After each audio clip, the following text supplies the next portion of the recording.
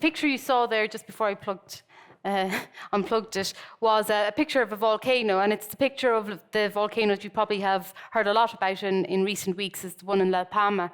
And the thing that it does, just to return to this idea of every image embodies a way of seeing and images, is that it is just capturing an event. So the media have just started thinking about the eruption, but for years and years it has been monitored.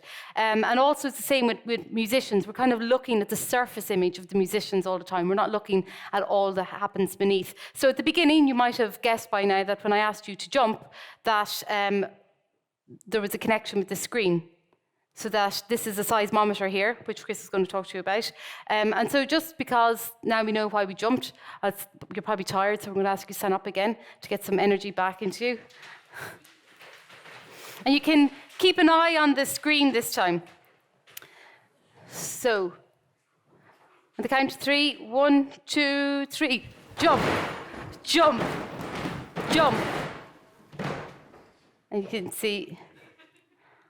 Not bad, guys, not bad. And so I'll hand you over to Chris, who is a volcanologist and mightn't look like a scientist because he's not wearing his lab coat and carrying around chemicals. I lost it. Thank you, Magella. You're very welcome, everybody. It's nice to see you all here. So my name is Chris Bean, and I think Alex probably said, I'm Alex, I'm a musician. I'm Chris Bean, I'm a scientist. Kind of sounds weird, doesn't it? It already defines you as what Magella's, that kind of putting you in a box is something that Magella's challenging. So, I work at a place called the Dublin Institute for Advanced Studies, and I work in earth science. So we study volcanoes, various parts of the world, and we also look at the world's oceans and how the oceans are changing and topics like that. So, as Magella said, in the news for the last while, we've had La Palma, and something caught my eye. That looks like a big mess. It looks like a mess that's very difficult to fully understand what's going on there. So I'm going to give you a little bit of insight. I'm not going to talk about La Palma in particular, but just more general insights into, how we deal with this type of a situation. And you can see that this headline here caught my eye, that the conditions are extremely safe in La Palma after the volcanic eruption, the volcano eruption, says the tourism minister. And that caught my eye because I think it's, when you look at the image, you would think that those two things are kind of poles apart in terms of what the thing looks like and what the statement says. So the question then is it true that it's extremely safe? Or how do we understand what a system like this, how it actually behaves? And how does that in any way connect to the stuff that Alex showed us and to the introduction that Magella gave us in terms of the way we've kind of already boxed our disciplines in different places and don't really see the crossovers between them. And that's what I'm going to try and touch on. So I guess many of you have been in this situation, not necessarily this geographical location before. So you go out on the motorway and there's lots and lots of traffic. And you think, well, there aren't actually more cars than there normally are. There's just a lot more traffic. And you wonder, what the problem is. And then you go out the next day and you have about the same amount of cars and everything is flowing nice and freely. But then when you actually get to discover what the problem here is, it's not necessarily a major traffic accident. It could be that somebody has parked their car 1 meter, off the pavement and everybody is squeezing to get around it. And there's a 5-kilometer tailback as a consequence of that. Or even more commonly, you're on one side of a motorway, and on the other side, there's a minor accident. 2 people bump into each other, and they're having an argument about the bumper that's hanging off and who's going to pay for it. So they're standing there swapping phone numbers. And everybody on this side is going, oh, I wonder what's happening there. And then the next person comes along, and their car goes, what's happening there? And by the time you get there, you realize that those small changes to the whole system is causing a 5-kilometer traffic jam. When you get there yourself in the car, you kind of look and you go, what was all that about? There's nothing here, except people are slowing down to look at this.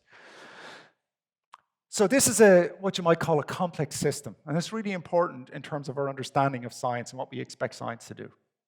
So here we have multiple agents, and the agents are the cars, and the cars are driven by other agents, which are the humans, and the humans are making individual decisions about whether to slow down and have a look or not. But all these agents are interacting, so you've got all these multiple agents are all interacting together to give you what you might call global behavior. I don't mean behavior across the world, I mean within the system. In this case, the system is just all the cars and the traffic. So these agent-agent interactions are actually causing some sort of a global behavior, which in this case is causing a traffic jam. And this is actually quite interesting because it applies to social networks as well, and how these kind of communications. Anybody who's using a social media account is an agent in that sense, in that you're interacting and you're creating information, you're actuating stuff. And when you integrate that all together, you end up with a kind of dynamic that's very difficult to actually predict. It's why some things go viral, for example, and other things don't. So all of these things are quite interesting. So in systems like that, there's great sensitivity to the small perturbations. Like a small perturbation can have a big effect, okay? And that makes life very difficult, or things very difficult to predict. And so we have this expectation that science predicts things, but when we look at it from this perspective, we realize that science can't necessarily say, hey, tomorrow at 3 o'clock it's going to rain on O'Connell Street. We might say there's an 80% chance of rain on O'Connell Street tomorrow at 3 o'clock. But then, if it doesn't rain, people are out going, well, forecast is wrong again, because it didn't rain at 3 o'clock. But in actual fact, it wasn't that it was definitely going to. There was an 80% chance. That means that 20% of the time, it's suggesting, it's forecasting, not predicting. It's giving a broader picture that it's not going to rain. So therefore, there is uncertainty in the system. That uncertainty is not a measurement error. It's inherent in the physics of the problem. So you have ensemble possibilities, and it's not necessarily that you can say precisely what's going to happen. You can only look at kind of average, longer-term average pictures, which is the same issue with climate change and estimating, temperatures and all that sort of stuff. You can't give a precise number. You have an ensemble of possibilities, okay? So I think we've got that idea. So Alex talked about his ambulance. I think your ambulance was a major third, was it? Was it, yeah. So I heard a minor third ambulance, I think. Okay. So you hear this, he hears this, and then he hears this as it goes past. And what attracts him is the soundscape. When I hear this, and this is in terms of how I got into this stuff, when I hear this, the question that I ask is, can I say how fast the ambulance was traveling by the shift in the frequency as it goes past me? If I can just listen to it, by the change in pitch, can I estimate how fast it's traveling? So can I use that sound as a proxy for something else that I can't see? If I'm indoors, or if it's something else that's far away and I can't see it, can I use that as a proxy information to tell me something else? So the same information is there, but people have different interests in it.